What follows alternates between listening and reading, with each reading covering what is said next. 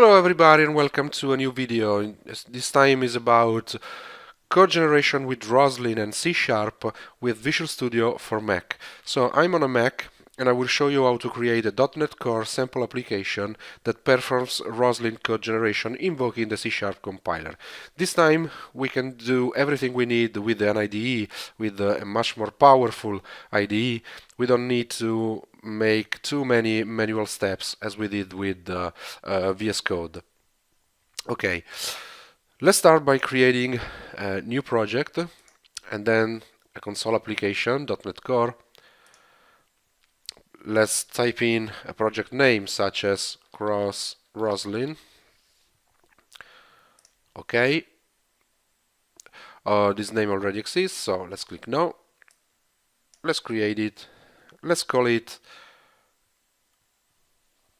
Roslyn generation. Okay, let's click create.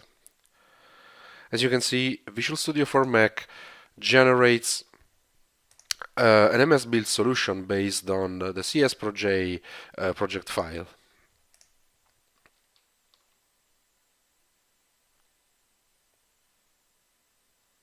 So what I do now is adding the required NuGet packages. If you saw the previous video, you will remember that we need two packages. The first one is the Microsoft.codeanalysis.C#.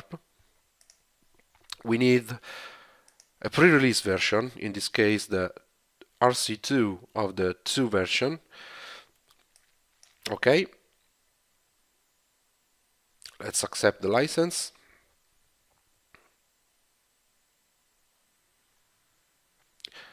At the top we can see the status of the operation.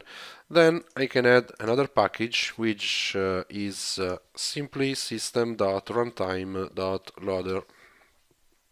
Okay, let's add this package. Okay, great.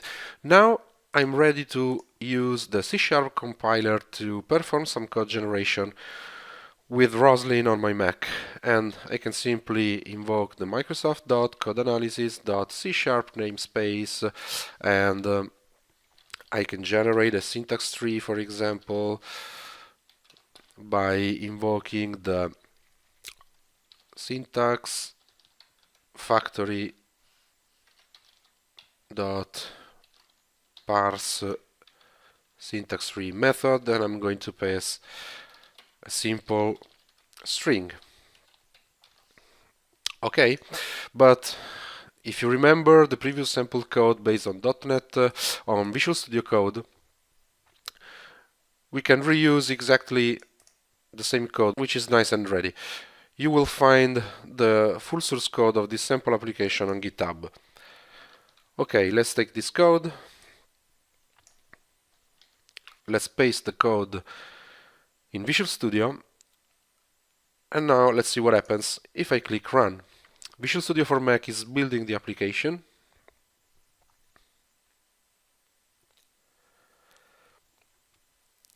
As you can see, a terminal window appears.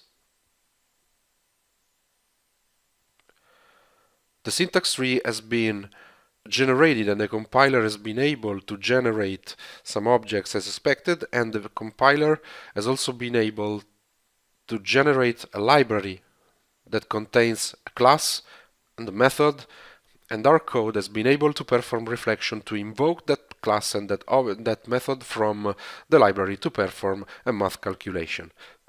Of course, with Visual Studio for Mac, things are much simpler because you don't need to invoke the .NET command line tools, and you can do everything you need from within the IDE, including adding and downloading NuGet packages. Again, remember that not all of the Roslyn libraries are available on .NET Core yet. For example, the workspaces library are not available, so you can use the C# compiler for performing code generation, but some of the libraries will not be available to you, but they will in the near future. Thank you so much for watching this video.